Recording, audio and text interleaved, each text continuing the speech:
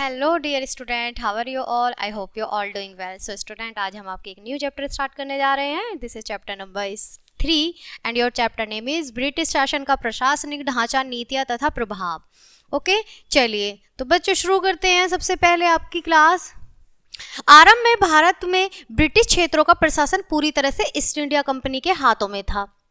आपको मैंने previous chapter में भी बताया था. परंतु समय के साथ साथ ब्रिटिश सरकार ने भारत में ब्रिटिश क्षेत्रों पर अपना नियंत्रण स्थापित कर लिया. आरंभ में कंपनियों के व्यापारिक अधिकारी ही अंग्रेज प्रशासनिक अधिकारी थे और उनका कार्य भू राजस्व एकत्र करना था, कुछ अन्य नागरिक कार्य करना था. अधिकारियों ने इन कार्यों को कुशलतापूर्वक नहीं किया. उन्हें भारत के लोगों की समस्याओं तथा भारत में प्रशासनिक व्यवस्था का कोई ज्ञान नहीं था. वे वास्तव में बहुत लालची थे. उन्होंने व्यवहारिक रूप से अधिक लाभ कमाने के लिए अधिक से अधिक राजस्व वसूल किया. उन्होंने स्थानीय व्यापारियों और हस्तशिल्पियों को अपनी वस्तुएं स्वयं को बहुत सस्ती कीमतों पर बेचने के लिए मजबूर किया. अपने पद का अनुचित लाभ उठाकर वे अधिकारी बहुत ही धनी हो गए. ये लोग सेवा निवृत्ति के बाद इंग्लैंड में बहुत विलासी जीवन व्यतीत करने लगे थे. मतलब करते थे या करने लगे थे. भारत में आम जनता का जीवन कष्टपूर्ण हो गया था. सन 1770 ईस्वी में 70 से लेकर 71 में, यानी कि एक ईयर तक, ठीक है, में बंगाल में भयंकर अकाल पड़ा और लगभग 1/3 जनता इस अकाल की शिकार हुई. परंतु जिन भारतीयों ने कंपनी के एजेंट के रूप में काम किया और वे धनी हो गए, जिन्होंने उस कंपनी के साथ मिलकर काम किया तो वो लोग धनी हो गए, और बाकी के लिए क्या था कि उनको भयंकर मतलब अकाल की वो उससे जूझना पड़ा. ठीक है. सन 1773 का रेगुलेटिंग एक्ट बंगाल की शोचनीय दशा के कारण, जो कंपनी के अधिकारियों की गलत प्रशासनिक नीतियों और शोषण के कारण हुई थी, ब्रिटिश संसद को भारत में कंपनी की गतिविधियों पर नियंत्रण रखने के लिए सन 1773 में रेगुलेटिंग एक्ट पारित किया गया. अब बच्चों यहाँ देखेंगे कि यह ब्रिटिश सरकार का भारत के मामलों में प्रत्यक्ष हस्तक्षेप था. इसका उद्देश्य कंपनी के अधिकारियों से राजनीतिक सत्ता छीनना था. कंपनी के निर्देशकों को यह आदेश दिया गया था कि वे असैनिक, सैनिक तथा राजस्व संबंधी सभी कागजात ब्रिटिश सरकार के सम्मुख उपस्थित करें, कि वो सारे कागज उनको दे दें. कंपनी की कलकत्ता फैक्ट्री के अध्यक्ष को, जो बंगाल का गवर्नर होता था, कंपनी के सभी भारतीय क्षेत्रों का गवर्नर जनरल बना दिया गया. बम्बई और मद्रास के गवर्नरों को उसके अधीन रख दिया गया. इसके 4 सदस्यों की एक समिति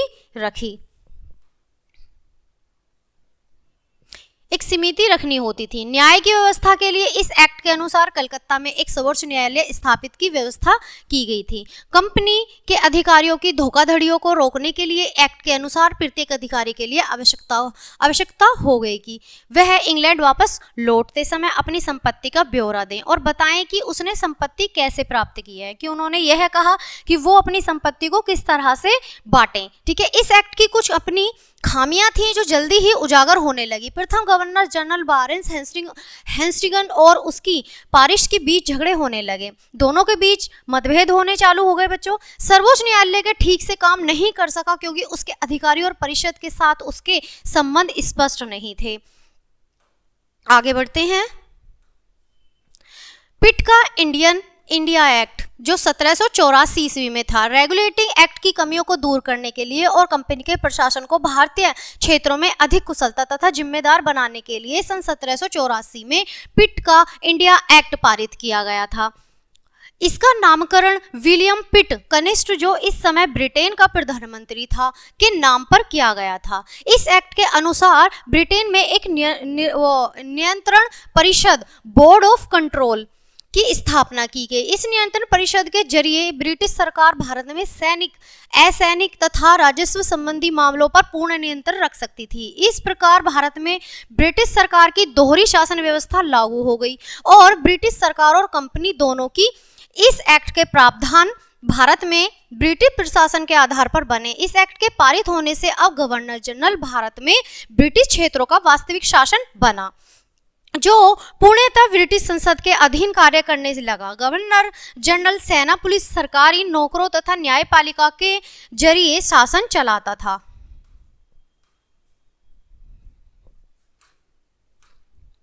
कंपनी की फौज में भारतीय सिपाहियों की संख्या बहुत अधिक थी। इसके साथ साथ ब्रिटिश सैनिक भी थे।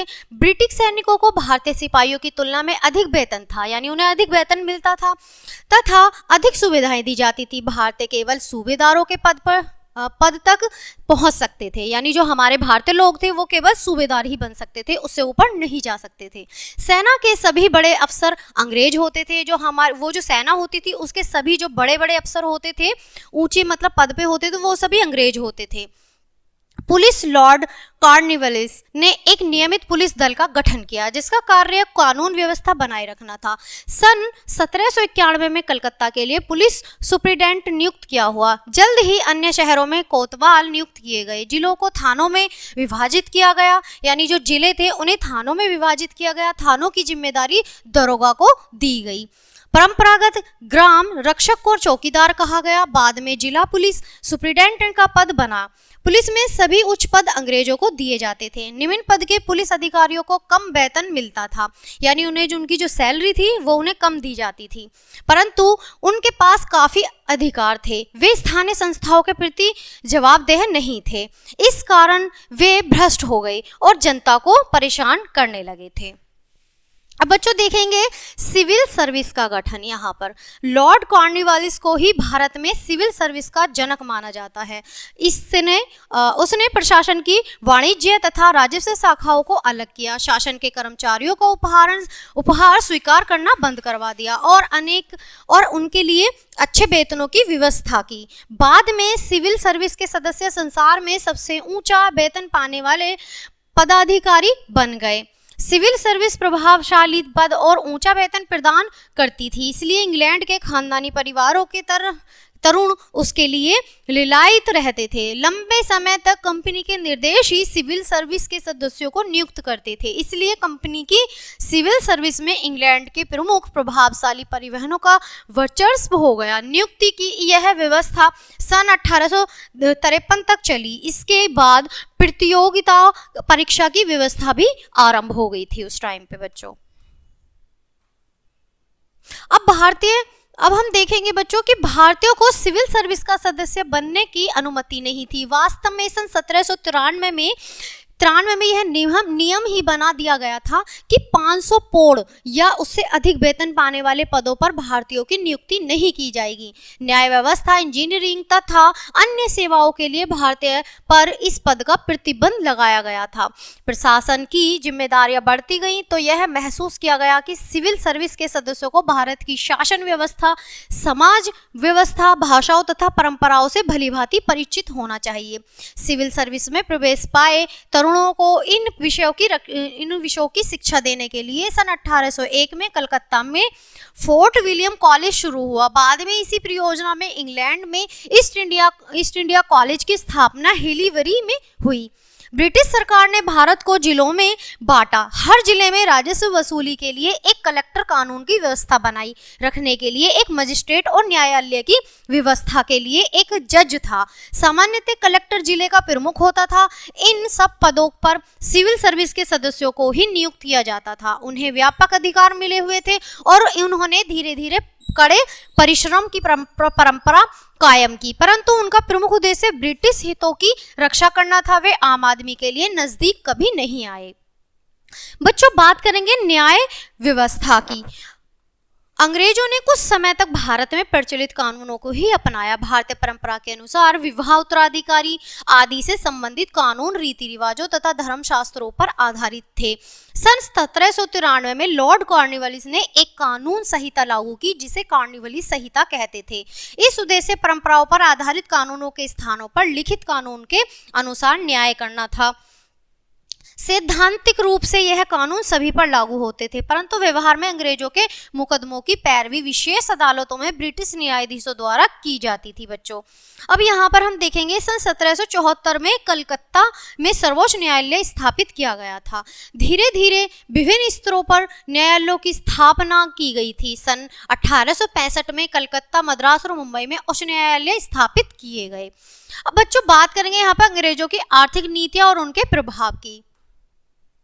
अंग्रेज द्वारा अपनाई गई आर्थिक नीतियां से भू राजस्व प्रथा, कृषि, व्यापार और उद्योगों में अनेक परिवर्तन आए। इन नीतियों का उद्देश्य उनके आर्थिक हितों की रक्षा करना था। इनके कारण भारतीय जनता के जीवन में मूलभूत परिवर्तन आए। बच्चों अब यहाँ देखेंगे हम नई भू राजस्व व्यवस्था, यानी जब हमारी जो नई जो थी राज्य व्यवस्था वो किस प्रकार से बनी थी। स्थायी बंदोबस्त सन 1793 में लॉर्ड कॉर्नवालिस ने बंगाल में भू राजस्व की स्थायी बंदोबस्त की प्रथा आरंभ की।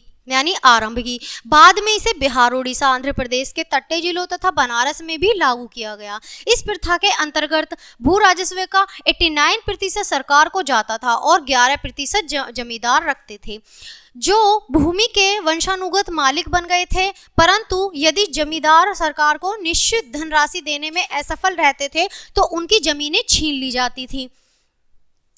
जाती थी। स्थायी बंदोबस्त में कंपनी को भू राजस्व से एक निश्चित आय होने लगी। इसके फलस्वरूप भूस्वामियों, जमींदारों के एक नए वर्ग का उदय हुआ जो अंग्रेज का वफादार था। सन 1799 में उन्हें किसानों को उनकी जमीन से बेदखल करने का अधिकार मिल गया था। वे उनकी संपत्ति भी जब्त कर सकते थे यदि किसान भू राजस्व देने में असमर्थ रहते थे। इन प्रथा ने उनके अनेक पट्टेदारों को उनकी जमीन से बेदखल कर दिया था, विशेषकर इस स्थिति में जब फसलें नष्ट हो गई थी। इस प्रकार भूमिहीन श्रमिकों की संख्या बढ़ गई। लंबी अवधि में स्थायी बंदोबस्त ने जमींदारों को सरकार की तुलना में अधिक लाभ पहुंचाया। कृषि क्षेत्र के विस्तार में जमींदारों को अधिक आय होने लगी, परंतु उनके द्वारा सरकार को दी गई राशि उतनी ही रही। बच्चों अब यहाँ पर हम देखेंगे रैयतवारी एवं महलवारी प्रथा। मद्रास प्रेसिडेंसी में एक नई व्यवस्था लागू की गई, इसे रैयतवारी व्यवस्था कहा गया। इस व्यवस्था में सरकार ने जमीन रैयत यानी किसानों को दे दी। जमीन के उपजाऊपन और फसल की किस्म की आधार पर राजस्व के 30 साल तक की अवधि के लिए निश्चित कर दिया गया था। पैदावार की कुल कीमत का लगभग आधा हिस्सा सरकार को मिलता था और इस व्यवस्था के अंतर्गत किसानों की स्थिति अधिक सुरक्षित हो गई। परंतु राजस्व वसूली बड़ी सख्ती होने के कारण वे अक्सर महाजनों के चंगुल में फंस जाते थे। उत्तर भारत में भूमि बंदोबस्त स्थायी प्रथाओं के अनुसार हुआ। पश्चिमी उत्तर प्रदेश में गांव बरादरियों या महालों के साथ भूमि बंदोबस्त किया गया। जमीन पर गांव बरादरियों के समूह स्वामित्व को भाईचारा कहा जाता था। गांवों के समूह को महाल कहते थे।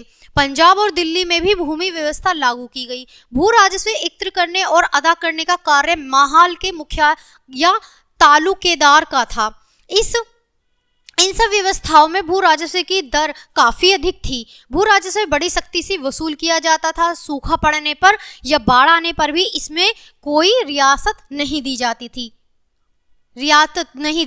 अतः किसानों को कभी कभी मजबूर होकर स्थानीय महाजनों से ऊंची ब्याज की दर पर कर्जा लेना पड़ता था। इस प्रकार उनके किसान या तो कर्ज के बोझ से दबे रहते थे या फिर भूमिहीन मजदूर को हो जाते थे, यानी या तो वो कर्जे के नीचे दबे या फिर भूमिहीन हो जाते थे। उनकी जो जमीन थी, संपत्ति थी, वो चली जाती थी। कृषि करने के तरीके पिछड़े हुए थे। अंग्रेजों ने कृषि के विकास में कोई रुचि नहीं ली। खेती की पैदावार की कमी के कारण अक्सर अकाल की स्थिति उत्पन्न हो जाती थी। अब बच्चों यहाँ देखेंगे हम अंग्रेजों की वाणिज्य नीति। अंग्रेज की वाणिज्य नीति ने भारत के हस्तकला उद्योगों की भारी क्षति पहुंचाई। ब्रिटिश संसद ने भारतीय वस्तुओं जो इंग्लैंड के बाजारों में दी जाती थी उन पर भारी कर लगाए। ब्रिटेन में बनी हुई वस्तुओं की भारत के बाजारों में भरमार हो गई। ये मशीनों से बनी हुई वस्तुएं हाथ से बनी हुई वस्तुओं की तुलना में सस्ती होती थीं। ब्रिटिश सरकार ने भारत के हस्तकला उद्योगों को प्रोत्साहित नहीं किया। रोपण कृषि, बागानों का विकास। अब बच्चों हम रोपण कृषि के बारे में पढ़ेंगे, थोड़ा सा ध्यान देंगे सभी। इंग्लैंड में औद्योगिकरण के फलस्वरूप उन फसलों की मांग बढ़ गई जिनसे इंग्लैंड के उद्योगों को कच्चा माल मिलता था। अतः सन 1830 के दशक के पश्चात अंग्रेजों ने भारत में ऐसी फसलों को उगाने में रुचि ली जिनसे उनके उद्योगों को कच्चे माल की आपूर्ति की जा सके, जैसे चाय, नील, जूट, कहवा, कॉफी, गन्ना, खाद्य तेल के बीज, सिकोना, जिससे मलेरिया की दवाई कुनैन बनती है। पॉपी, अफीम आदि सस्ते भारतीय मजदूरों के उद्योग से लागत कम आती थी और अंग्रेजों को अधिक लाभ होता था वहां पर। अब बच्चों बात करेंगे हम आधुनिक उद्योगों का विकास। अंग्रेजों के औपनिवेशिक काल में कुछ आधुनिक उद्योगों की भी स्थापित किए गए। उनका उद्देश्य ब्रिटेन की औद्योगिक आवश्यकताओं को पूरा करना था। अंग्रेज उद्योगियों ने कोयले की खानें जैसे रेलवे लाइन बनाने और जूट उद्योग में भारी मात्रा में धन लगाया। उदाहरण के लिए बंगाल कोयला कंपनी का गठन सन 1843 में हुआ। सन 1853 के पश्चात जूट काटने की पहली मशीन बंगाल में सन 1855 में श्री रामपुर में स्थापित की गई थी। भारतीय उद्योगों ने मुख्य रूप से सूती वस्त्र उद्योगों में धन लगाया। सबसे पहला सूती वस्त्र का सफल कारखाना सन 1853 में मुंबई में स्थापित किया गया, परंतु यह उद्योग तेजी से तब विकसित हुआ जब जमशेदजी टाटा ने सन 1857 में नागपुर में एक्सप्रेस मिल स्थापित की। 20वीं सदी के पहले दशक सन 1907 में जमशेदजी टाटा ने जमशेदपुर में टाटा आयरन स्टील कंपनी की स्थापना की। अब यह स्थान वर्तमान झारखंड राज्य में है। जो ये स्थान है अब ये किसमें कहाँ पर है? ये है झारखंड राज्य में। ठीक है, आगे बढ़ते हैं। यातायात एवं संचार का विकास। ठीक है, नेक्स्ट लाइन है हमारी यातायात और संचार का विकास। ठीक है, यातायात एक संचार के साधनों का विकास अंग्रेज ने अपने व्यापारिक एवं राजनीतिक हितों की रक्षा के लिए किया है। उनका उद्देश्य भारत के बाजारों में अपने देश में बना हुआ तैयार माल बेचना था, भारत से कच्चा माल प्राप्त करना था। इसके लिए अच्छे यातायात एवं संचार के साधनों से सहायता मिली। देश के विभिन्न भागों को जोड़ने वाली सड़कों का विकास किया गया। वहां पर नदियों द्वारा होने वाले जल मार्गों का भी विकास हुआ। यातायात के क्षेत्र में सबसे प्रमुख रेल मार्गों का विकास हुआ। सन 1853 में पहली रेल लाइन बनी। यह रेल मार्ग मुंबई और ठाणे को जोड़ता था, यानी जो मुंबई और ठाणा था उसको यह रेलवे लाइन जोड़ती थी, जो पहली रेलवे लाइन बनी। सन 1853 में भारत में तार सेवा भी आरंभ की गई। कौन से सन में हुई थी बच्चों? वो हुई थी 1853 में। ठीक है, और 1853 में ही रेल लाइन बनी थी। क्लियर है? आगे देखेंगे सामाजिक कानून व्यवस्था। भारतीय समाज में सदियों से कई निष्कृष्ट रीति रिवाज और अमानवीय प्रथाएं चली आ रही थीं। ऐसी कुछ सबसे अधिक निष्कृष्ट प्रथाओं के शिकार थे तथा कथित निम्न जाति के लोग, जिनकी मतलब उनकी स्त्रियां और उनके बच्चे, विशेषकर कन्याएं, यानी जो औरतें और लड़कियां और बच्चे थे वो उनका शिकार थी। लंबे समय तक ब्रिटिश शासकों ने उन बुरी प्रथाओं पर कोई ध्यान नहीं दिया, क्योंकि उनका मुख्य उद्देश्य भारत का आर्थिक शोषण करना था, ना कि सामाजिक बुराइयों को दूर करना। इस काल में भारत आए कुछ ब्रिटिश प्रशासक मानवतावादी तथा सुधारवादी विचारों से प्रभावित थे। उन्हीं के प्रयासों से 19वीं सदी के पहले भाग में कुछ मानवतावादी कदम उठाए गए। उनमें कुछ भारतीयों के प्रयास से सामाजिक कुरीतियों ने विरुद्ध ब्रिटिश सरकार ने कुछ कानून पारित किए। इनमें से सबसे महत्वपूर्ण कानून सती प्रथा पर प्रतिबंध लगाना था। यह कानून सन 1829 पारित किया गया, जब लॉर्ड विलियम बेंटिक भारत के गवर्नर जनरल थे। सन 1856 में ईश्वर चंद्र विद्यासागर के प्रयासों से विधवा पुनर्विवाह एक्ट पारित किया गया। सन 1843 यानी 1843 एक कानून पारित हुआ जिसमें गुलामी की प्रथा को गैर कानूनी करार दिया गया। अधिकतर गुलामों को घरेलू कार्यों में लगाया जाता था, कभी कभी उन्हें अन्य ब्रिटिश उपनिवेशों में भी भेज दिया जाता था, परंतु सामाजिक सुधार के ये कानून महत्वपूर्ण होते हुए भी समाज के कुछ लोगों को ही लाभ पहुंच पाता था। वहां पर सरकार की इस दिशा में कोई विशेष रुचि नहीं थी। उनका उद्देश्य भारत में ब्रिटिश हितों की रक्षा करना था। इस दिशा में भारतीय समाज सुधारकों का योगदान ही अधिक महत्वपूर्ण था। बच्चों बात करेंगे हम आधुनिक शिक्षा का आरंभ, कि आधुनिक शिक्षा का जो आरंभ है वो किस प्रकार से शुरू हुआ। कंपनी का शासन शुरू होने के समय सारे देश में प्रारंभिक शिक्षा के लिए पाठशालाएं तथा मकतब और उच्च शिक्षा के लिए टोल तथा मदरसे थे। प्रारंभिक स्तर पर विद्यार्थियों को स्थानीय भाषाओं में लिखे गए धार्मिक ग्रंथों के कुछ अंश, पत्र लेखन और पहाड़े पढ़ाए जाते थे। उच्च शिक्षा मुख्यतः ब्राह्मण और उच्च वर्गीय मुसलमान ही प्राप्त करते थे।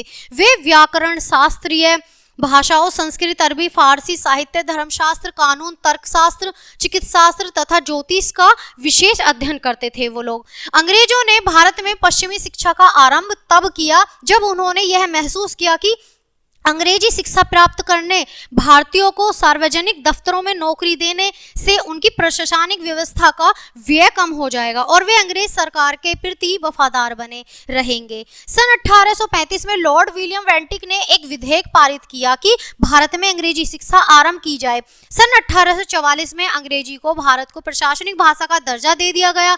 इसके फलस्वरूप सरकारी नौकरियों में अंग्रेजी का ज्ञान आवश्यक हो गया। जो अंग्रेजी भाषा थी उसका जो ज्ञान था वो आवश्यक हो गया। सन 1854 में एक सरकारी रिपोर्ट, जिसे वुड डिस्पैच कहा जाता है, के अनुसार एक श्रेणीबद्ध अंग्रेजी माध्यम के स्कूलों, कॉलेजों और विश्वविद्यालयों की स्थापना की सिफारिश की गई। सन 1857 में मद्रास, मुंबई और कोलकाता के विश्वविद्यालयों की स्थापना हुई। इसके पश्चात सन 1857 में इलाहाबाद और लाहौर में विश्वविद्यालयों की स्थापना की गई। अब बच्चों, नई शिक्षा पद्धति की इस आधार पर आलोचना की गई है कि इसका उद्देश्य केवल ब्रिटिश प्रशासन के लिए क्लर्क लिपि तैयार करना था। जनमानस की शिक्षा पद्धति का पतन हो गया और प्रारंभिक शिक्षा की अवहेलना की गई। भारत की लगभग 90% जनसंख्या निरक्षर रही। अंग्रेजी शिक्षा पर जोर देने से समाज में अंग्रेजी शिक्षित लोगों और शेष भारतीय जनता के बीच एक खाई बन गई। ब्रिटिश सरकारों ने यह भी सोचा कि अंग्रेजी शिक्षा प्राप्त भारतीय ब्रिटिश शासन के समर्थन रहेंगे। अंग्रेजी शिक्षा के गंभीर परिणामों के बावजूद इसका एक लाभ यह भी हुआ कि अंग्रेजी शिक्षा प्राप्त भारतीयों को आधुनिक ज्ञान प्राप्त करने का अवसर मिला और ये लोग स्वतंत्रता, समानता और प्रजातांत्रिक विचारों से प्रभावित हुए। इनमें राष्ट्रीयता की भावना जागृत हुई। इनमें से कुछ समाज सुधारक के क्षेत्र में अग्रणी हुए और बाद में इन लोगों ने राष्ट्रीय आंदोलन में अहम भूमिका निभाई। अब बच्चों, हम जान लेते हैं स्मरणीय तथ्य। अब तक हमने अपने पाठ में क्या पढ़ा, आइए एक नजर डाल लेते हैं। सन 1773 के रेगुलेटिंग एक्ट तथा सन 1784 के पिट के इंडिया एक्ट के द्वारा कंपनी के अधिकार ब्रिटिश संसद को दे दिए गए। क्लियर है पॉइंट। भारत के ब्रिटिश प्रशासन को गवर्नर जनरल ने सेना, पुलिस, सिविल सर्विस तथा न्यायपालिका द्वारा नियंत्रण किया। यहाँ भी क्लियर है, मैंने आपको कराया। लॉर्ड कॉर्नवालिस ने पुलिस प्रशासन एवं सिविल सर्विस का गठन किया और एक कानून संहिता प्रारंभ की, परंतु सेना, पुलिस, सिविल सर्विस तथा न्यायपालिका में सभी उच्च पद अंग्रेजों को ही दिए जाते थे। ये भी मैंने आपको अच्छे से कराया बच्चों। समान कानून व्यवस्था होने पर भी अंग्रेजों के मुकदमों की पेशवी ब्रिटिश न्यायाधीशों द्वारा विशेष अदालतों में ही की जाती थी। सन 1774 में कलकत्ता में सर्वोच्च न्यायालय स्थापित किए गए। सन 1865 ईस्वी में मद्रास, मुंबई और कलकत्ता में उच्च न्यायालय स्थापित किए गए। क्लियर है। भारत के हस्तकला उद्योगों का पतन हुआ क्योंकि अंग्रेज इन वस्तुओं पर भारी कर लगाते थे और इंग्लैंड में मशीनों से बनी हुई वस्तुएं सस्ती होती थी। इस अतः भारत में इंग्लैंड की बनी हुई वस्तुओं की भरमार हो गई थी। क्लियर। भारत को कच्चा माल निर्यात करने के लिए और इंग्लैंड में बना तैयार माल भारत में बेचने के लिए अंग्रेजों ने सड़क और रेल मार्गों का विकास किया। उन्होंने इसी रीजन की वजह से वो रेल मार्ग बनाया। पहली रेलवे लाइन सन 1853 में मुंबई और ठाणे के बीच बनी। सन 1853 में भारत में तार सेवा का भी आरंभ हुआ। क्लियर है, मैंने आपको क्लियर कराया था टॉपिक। अंग्रेजों ने सन 1829 में सती प्रथा समाप्त कर दी और सन 1856 में विधवा पुनर्विवाह अधिनियम पारित किया गया। मैंने आपको बताया था ये। सन 1835 से लॉर्ड विलियम वेंटिक द्वारा भारत में अंग्रेजी शिक्षा आरंभ हुई। सन 1854 में वुड डिस्पैच के द्वारा श्रेणीबद्ध अंग्रेज शिक्षा आरंभ हुई। सन 1857 में मद्रास, कलकत्ता, मुंबई में विश्वविद्यालय स्थापित किए गए। बच्चों, आई होप बच्चों आपको ये लेंथी चैप्टर काफ़ी अच्छे से समझ आया होगा। सो बच्चों, चैप्टर यहीं फिनिश करते हैं। मिलते हैं आपसे नेक्स्ट चैप्टर नेक्स्ट वीडियो के साथ। तब तक के लिए bye and thanks for watching.